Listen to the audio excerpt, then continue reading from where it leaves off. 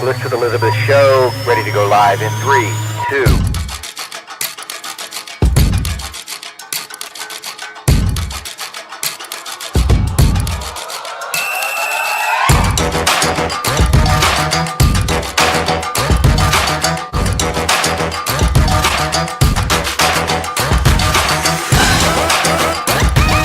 When you think selling and buying a home, when I think real estate, I think List with Elizabeth. Elizabeth Klein. Elizabeth and Klein. And here is the host of the List with Elizabeth show, Elizabeth Klein.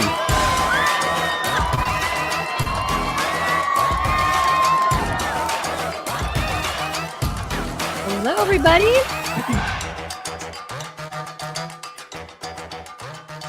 I am Elizabeth Ann Klein, host of the List with Elizabeth show. I'm a local real estate agent in Northern Virginia, helping buyers buy and sellers sell residential property. Thank you so much for tuning in today. I love doing the show. I love hearing comments from all of you out there. Please keep them coming. If there's a topic you'd like to see covered, feel free to reach out and let me know. I'd be happy to cover that. If you're in the Northern Virginia area and you need help with a home sale or you have questions about buying, please feel free to reach out. I would be happy to help. And if you are not in the area, we do have a national referral network where we can connect you in your local area, anywhere across the country, with top agents that can help you as such. So let's get started today. We are going to be talking about a topic that's not very exciting, doesn't have a lot of sizzle, but is very, very important when doing a home purchase or a home sale. So today we're going to be talking about any property that's in an association. So whether that's a townhouse that has a HOA, a single family home that has an HOA, or a condo that has a condo association.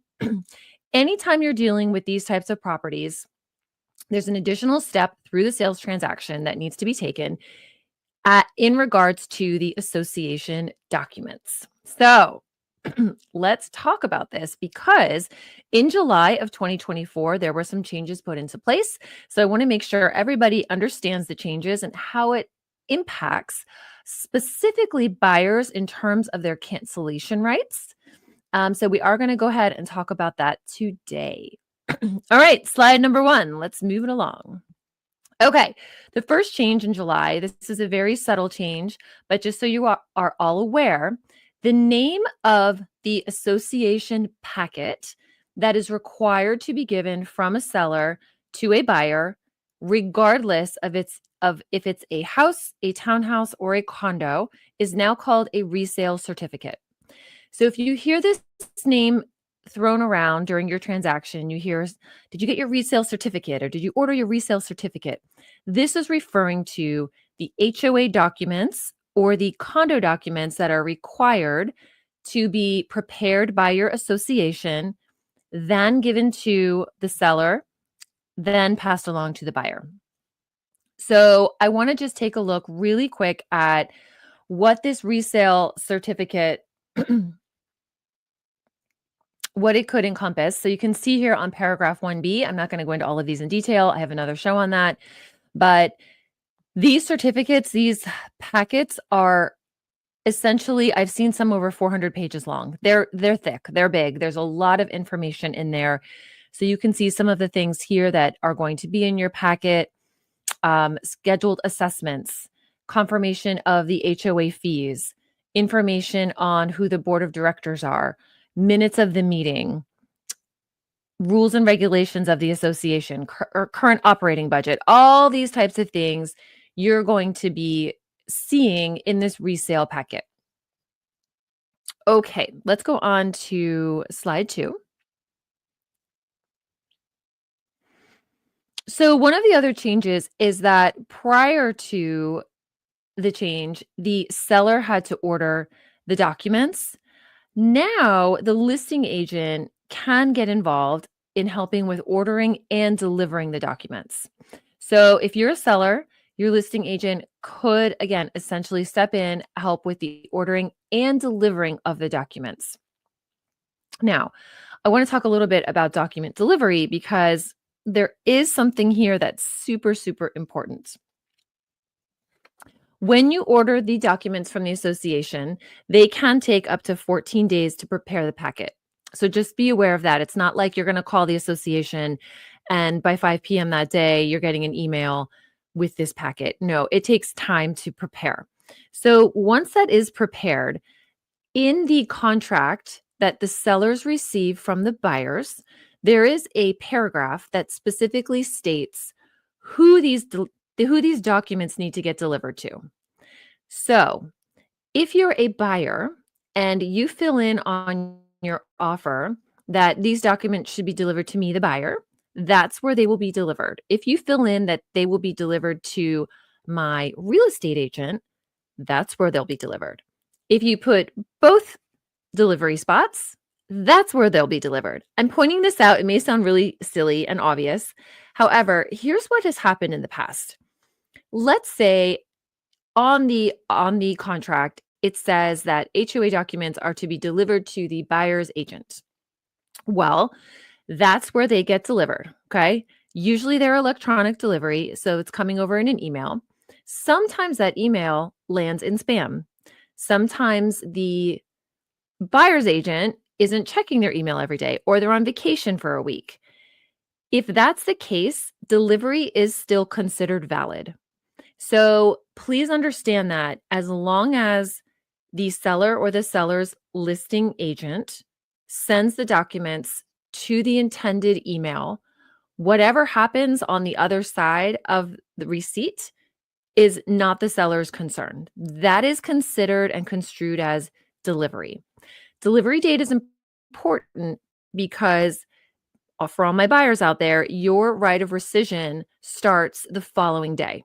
There's also something interesting about this, in as much as let's say that the sellers receive 10 PDFs as part of their HOA packet, and their agent is sending them over. And let's say 8 of them send and 2 of them get stuck and they bounce, they don't send. What surprises me about this situation is that delivery is still considered valid, even if it's not a complete delivery. Don't shoot me. I'm just the messenger. So very, very tricky situation. Sellers, going to encourage you to try to get your full packet and get the entire packet delivered, but sometimes things happen. And if that is the case, or if the HOA is very, very small, they may not be able to garnish all of that information that's required on the sheet we just looked at. There may only be one person running the HOA of 5 homes, and he may say, well, we don't run minutes of the meeting, or we don't have X, Y, or Z. So their packet may be very, very small without all of the intended information, but that is complete delivery. So please be aware, because this can really impact a buyer's decision on whether or not they want to move forward on a home. So even if you get page 1 of one document, that's considered delivery, and the following day, your rescission period will start. I think we're going to leave it at that. Let's move on to slide 3. Okay. So the other big change in July is that I'm just going to explain what it was. Prior to July 2024, buyers had a built-in 3-day right of rescission to review the documents after they receive them, whether it's partial or full delivery, which we just discussed. 3 days to read the documents and void the contract if they were not happy. Now what happens is that number 3 has gone away, and it is now essentially something that the buyers will fill in the blank on the offer. So the buyers are going to say, I would like 2 days to review the documents. I would like 20 days to review the documents. You could put 100 days in there. It's probably not going to be accepted by the sellers, but it is a fill in the blank. So more often than not, we're seeing anywhere from 3 to 7 days typically in our market. But sometimes when buyers are in a pinch to get a house and they're in a multiple bid position and they're comfortable with the association, let's say they're already renting there. They already know the HOA or the Condo Association. They're happy with the rules and regs. They understand how it works. they could go to their agent and say, I don't need a review period. Put 0 days. You can now do that. So, do buyers still have the right of rescission? Yes, in as much as in the number of days that's put on the contract. That number will start ticking the day after the documents are sent over. Now, this is the actual section of the contract that talks about this. So, if you see in paragraph 8, first and foremost at the top, it's just going to say if the property is or is not in a POA or an HOA, same thing, or if it is or is not in a condo association. If either of those boxes are checked is, then you drop down and you can see where the fill in the blanks are. It is okay to leave the fill in the blanks empty, and if they're left empty, it will default to that magic old number of 3. So if these blanks are left empty, you're not indicating 0 days, you're indicating 3.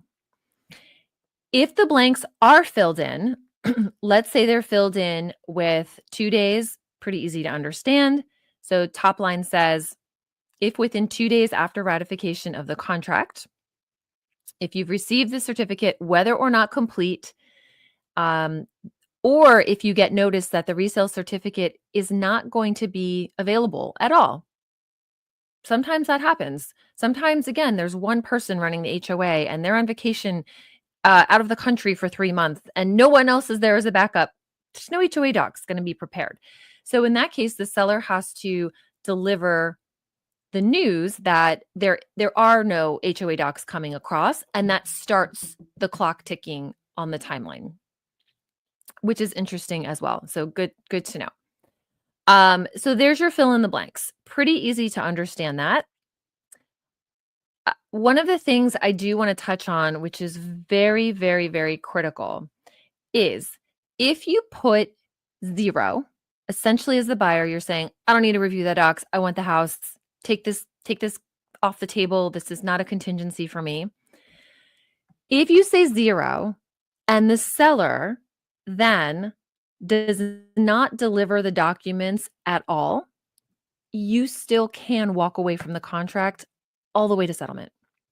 So to all my sellers out there, whether or not your buyers say, I don't want to review it, I want 1 day, I want 3 days, I want 10 days, you need to order these documents and deliver them, because that 0 doesn't even come into play until delivery.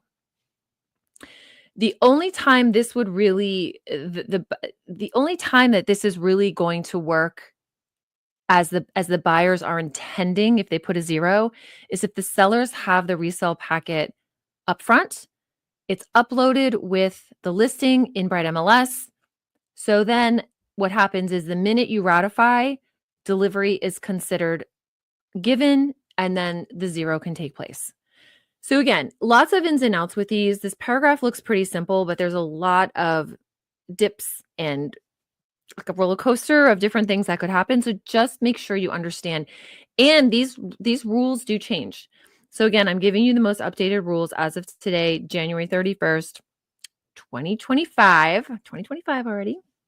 So again, just really important that you understand, yes, you have a right of rescission, but here are all the factors that go along with it. Okay, let's move on to the next slide. What happens if the home you're looking to buy or sell has multiple associations? So for example, sometimes properties have 2 different HOAs. They'll kind of have like a master HOA and then more of like a subdivision HOA.